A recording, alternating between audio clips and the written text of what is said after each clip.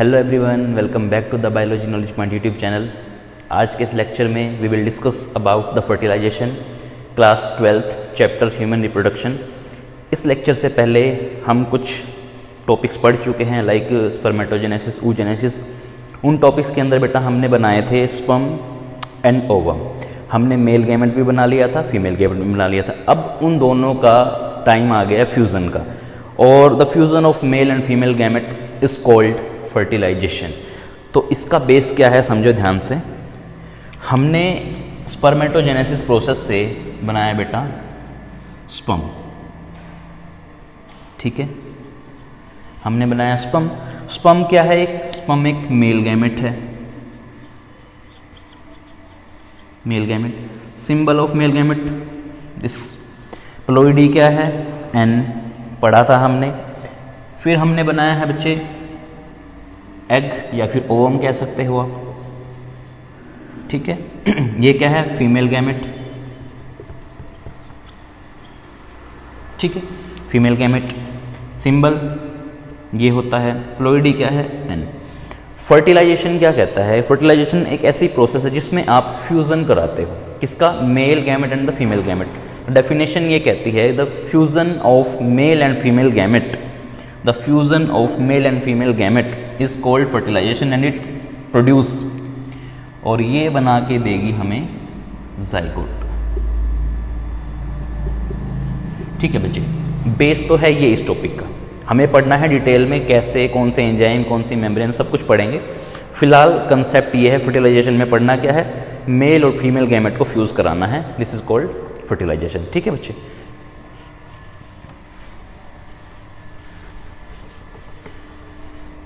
बेटा इस प्रोसेस को हम स्टेप्स में पढ़ेंगे। फर्टिलाइजेशन प्रोसेस को हम स्टेप्स के अंदर कवर करेंगे। सबसे पहले आपका स्टेप है बच्चे, स्टेप फर्स्ट।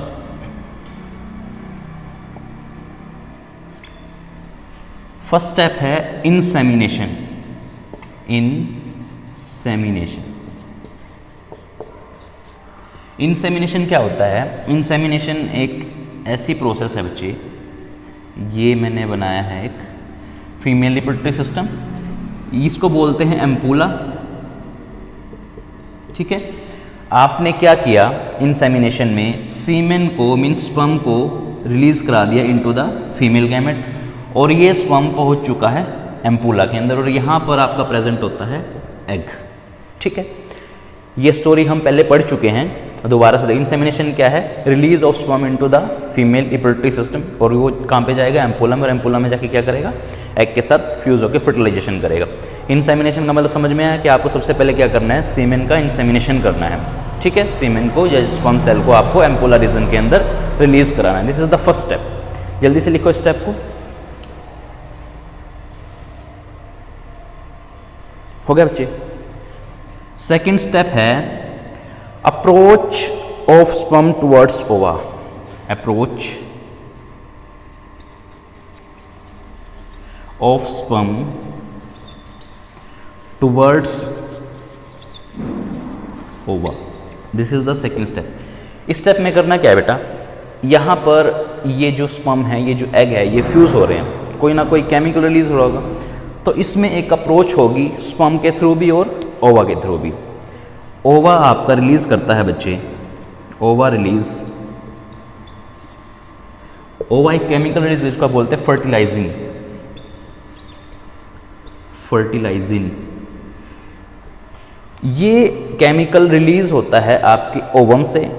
क्यों होता है? क्योंकि जब ये केमिकल रिलीज होगा तो सिग्नल मिलेगा स्पर्म सेल को कि यहीं पे आपको जाना है, मीन्स एम्पूला रीजन में ये फर्टिलाइजन केमिकल रिलीज होगा बाय द ओवा, और फिर इसके कोरस्पोंडेंस में आपका स्पर्म जो है, स्पर्म रिलीज एंटी फर्टिलाइजिंग,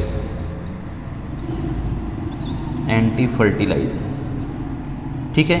ये दो केमिकल रिलीज होते हैं ओवा से और आपके स्पर्म से। ओवा release fertilizin, sperm release anti fertilizin, और दोनों लॉक एंड की मैकेनिज्म फॉलो करते हैं। मीन्स दोनों एक साथ जुड़ेंगे और क्या करेंगे? केमिकल रिलीज होगा, दोनों केमिकल आपस में रिएक्शंस करके आगे पहुंच जाएंगे, वहां पर करेंगे फर्टिलाइजेशन। सेकंड स्टेप था अप्रोच ऑफ स्पर्म टुवर्ड्स ओवा। यही एक ऐसा फीचर है जो आपको फीमेल के अंदर जो एग के साथ फ्यूज़न होना है मेल गैमेट का, वो ह्यूमन का ही हो, यही वो रीज़न है, इससे ही होगा। ठीक है, सेकंड अप्रोच आपको समझ में आई? जल्दी से लिखो। थर्ड है बच्चे इसके अंदर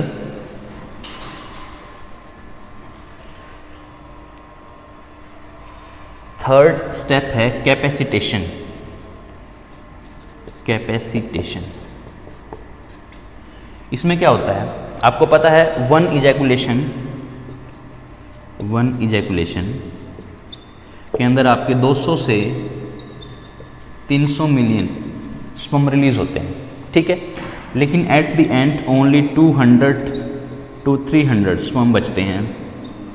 क्यों? क्योंकि वेजाइना बच्चे एसिडिक एनवायरनमेंट, क्योंकि वेजाइना के अंदर एसिडिक एनवायरनमेंट है और ये एसिडिक एनवायरनमेंट इनको किल कर देता है। ओनली 200-300 स्पर्म बचते हैं। इस प्रोसेस को आप बोलते हैं capacitation, to kill the sperms by acidic environment of the vagina. Vagina का जो एसिडिक एनवायरनमेंट है वो इन स्पर्म्स को किल कर देता है। ओनली 200 to 300 स्पर्म ही बचते हैं जो कि हेल्दी होंगे और अच्छे होंगे, जो कि आगे जाके फर्टिलाइजेशन कर सकते हैं। ठीक है, जल्दी से लिखो इसको।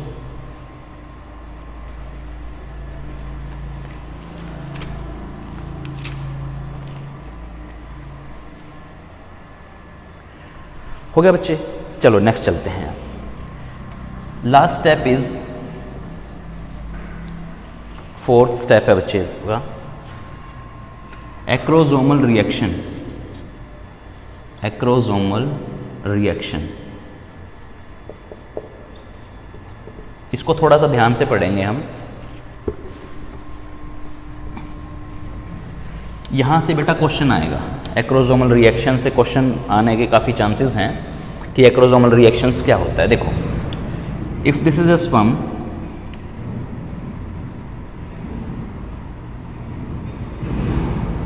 ठीक है बच्चे, इस रीजन को, ये जो रीजन है इसको बोलते हैं एक्रोसोम। ठीक है, this is acrosome and acrosome have enzymes.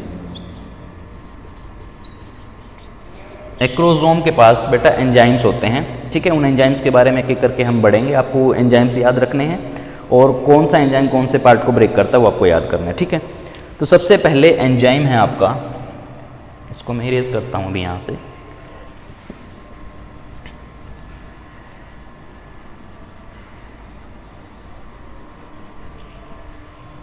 First enzyme corona penetrating enzyme. Corona penetrating enzyme, इसको आप CPE भी बोलते हो। ठीक है, करता क्या है ये ब्रेक करता है जो कोरोना रेडिएटा वोल। कोरोना रेडिएटा वोल को ब्रेक करता है। कोरोना रेडिएटा कहाँ होती है बेटा? ग्राफियन फॉलिकल में पढ़ाया हुआ है, आउटर मेम्ब्रेन होती है ये आपके एग की।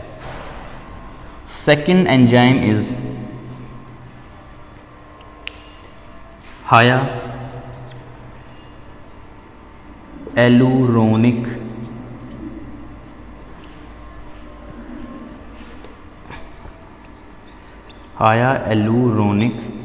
एसिड। हाया एलुरोनिक डेज, ये एंजाइम है और ये ब्रेक करता है हाया एलुरोनिक एसिड वाली मेम्ब्रेन को। हाया एलुरोनिक एसिड मेम्ब्रेन को ये ब्रेक करता है। कौन? हाया एलुरोनिक डेज। ठीक है बच्चे, जल्दी से लिखो इसको। थर्ड है आपका जोना लाइसिन। थर्ड एंजाइम है ये आपका, ये ब्रेक करता है जोना पेलुसिडा लेयर को। जोना पेलुसिडा, ठीक है, zona pellucida, got it. Fourth enzyme है बेटा आपका, fourth enzyme is disintegrin peptide. Disintegrin peptide, ठीक है, ये ब्रेक करता है ऊलीमा मेम्ब्रेन को, ऊलीमा, ठीक है, got it. These are the 4 enzymes present in the acrosome of sperm and these are the part जो इन एंजाइम की हेल्प से ब्रेक किए जाएंगे, ठीक है। अब इनका एक्शन देखते हैं हम।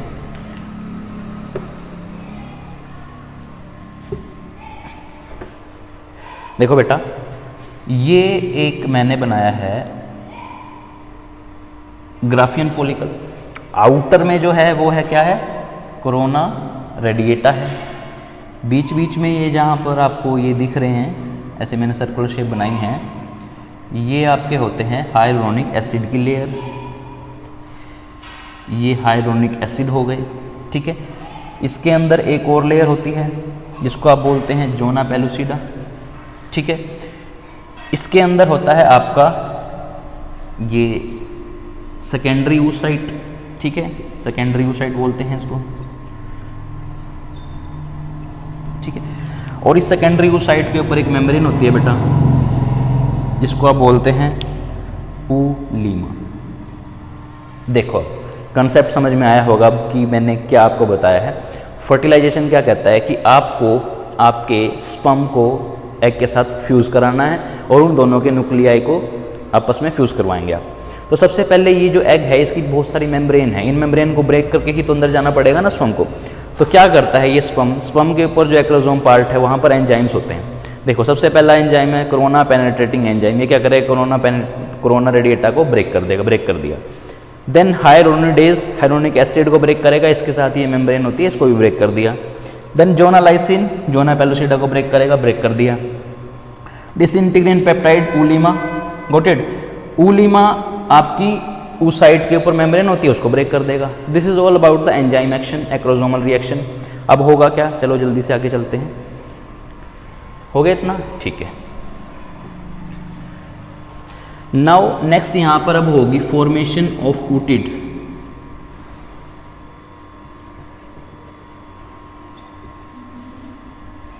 फॉर्मेशन ऑफ oocyte, इसमें क्या है बेटा, देखो ये स्पर्म के अंदर इसका न्यूक्लियाई है, ठीक है, और ये एग के अंदर न्यूक्लियाई है।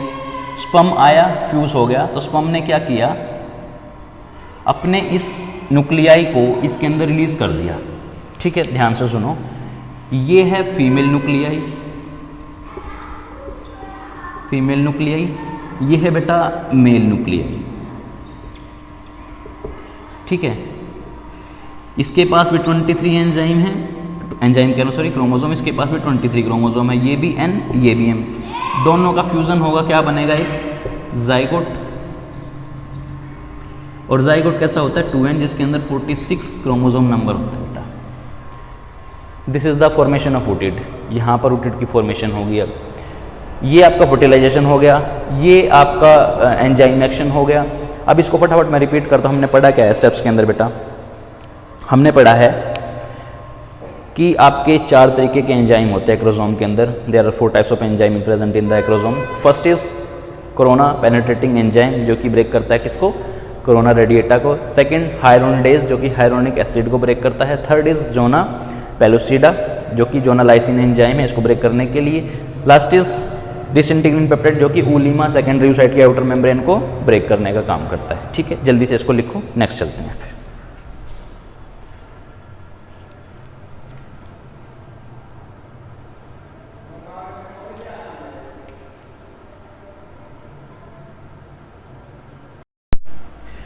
हाँ जी बेटा, लिख लिया इतना। अब मैं आपको एक इसी के साथ लगा हुआ एक टॉपिक पढ़ाऊंगा जो कि मोस्ट इंपॉर्टेंट टॉपिक है। यहाँ पर आपने देखा कि फर्टिलाइजेशन हुआ, दोनों फ्यूज़ हुए, क्या, एग एंड स्पर्म, दोनों के प्रोन्यूक्लियाई फ्यूज़ हो गए और वहाँ पर बन गया जाइगोट। अब आपको ये समझना है, क्वेश्चन आया होगा कि स्पर्म तो 200 से 300 आए थे बट फ्यूज़ एक हुआ है, उसका रीज़न क्या है, क्या एक से ज़्यादा स्पर्म फ्यूज़ हो सकते हैं या नहीं, उसका आंसर देखते हैं अभी।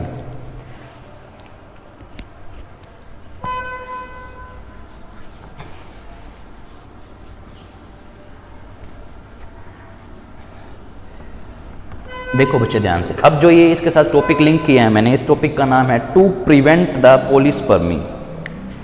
टू प्रिवेंट द पॉलीस्पर्मी,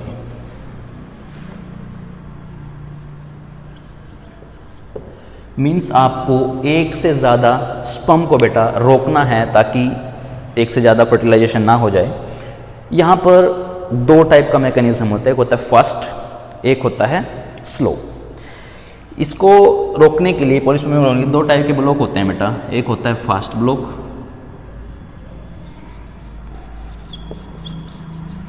एक होता है स्लो ब्लॉक।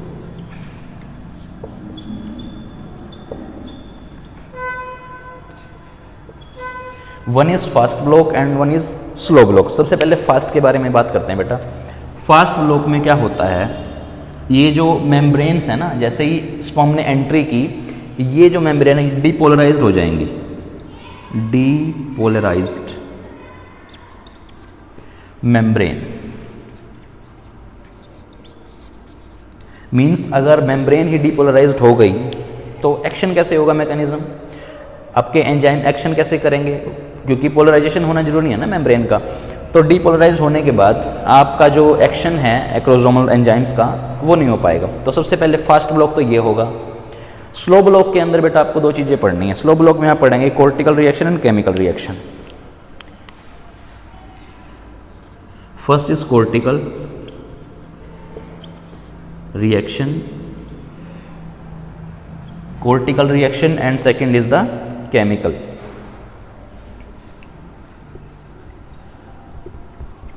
stimulus। ठीक है, दोनों में क्या है फर्क समझो, देखो ध्यान से। जल्दी से इसको लेबलिंग करता हूं एक बार में। इसको बोलते हैं आप कोरोना रेडिएटा, ठीक है। This is hyaluronic acid, this is zona pellucida, ये उलीमा है, ठीक है। जोना पेलुसिडा और उलीमा के बीच में बेटा एक स्पेस है, इसको बोलते हैं आप स्पेस को पेरीविटेलाइन स्पेस, पेरीविटेलाइन स्पेस, स्पेस को आप बोलते हैं पेरीविटेलाइन स्पेस, ठीक है। और इस स्पेस के अंदर प्रेजेंट होते हैं बेटा कैल्शियम आयन, कैल्शियम आयन, ठीक है। और आपके सेकेंडरी oocyte के अंदर, ऊप्लाज्म के अंदर प्रेजेंट होते हैं आपके cortical granules. These are the cortical granules.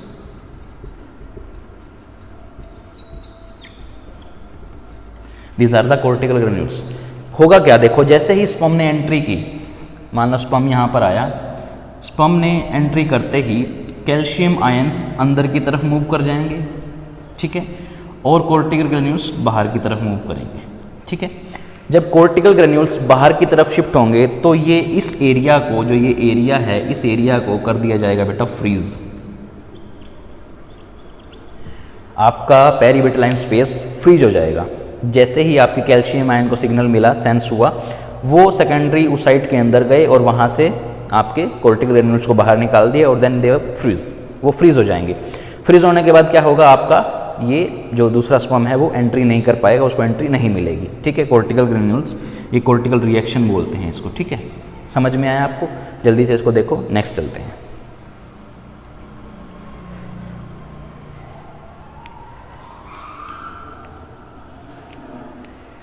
ठीक है, नेक्स्ट केमिकल स्टिमुलस के अंदर बेटा आपका जो जोना पेलुसिडा लेयर है ना, जोना पेलुसिडा,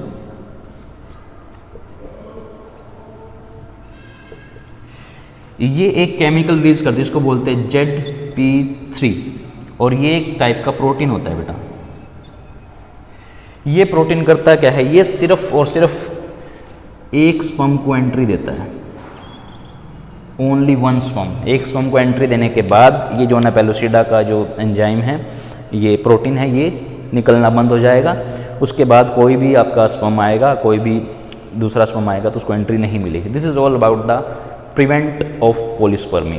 पॉलीस्पर्मी को आप इस तरीके से रोकते हैं। फास्ट ब्लॉक, सबसे पहले मेम्ब्रेन ही बेटा डीपोलराइजेशन हो जाएगी। देन स्लो ब्लॉक में दो टाइप्स आपने पढ़े हैं, cortical reaction and the chemical stimulus. Cortical reaction क्या है, कोर्टिकल ग्रेन्यूल्स बाहर आ जाएंगे, कहाँ से, सेकेंडरी oocyte के उलीमा से, ऊप्लाज्म से सॉरी, और कैल्शियम आयन अंदर चले जाएंगे पेरीविटेलाइन स्पेस से। केमिकल रिएक्शन में क्या होगा, zona pellucida, ZP3 receptor activate हो जाएंगे, प्रोटीन नेचर होता है इनका, जो क्या करते हैं, एक ही स्पर्म को एंट्री करने के बाद दूसरे स्पर्म को एंट्री नहीं देते। तो this is all about the fertilization. ये लेक्चर आपको अच्छा लगा हो तो बेटा आप इस चैनल के साथ जुड़े रहें और इस चैनल को सब्सक्राइब एंड शेयर करें। ठीक है बेटा, थैंक यू।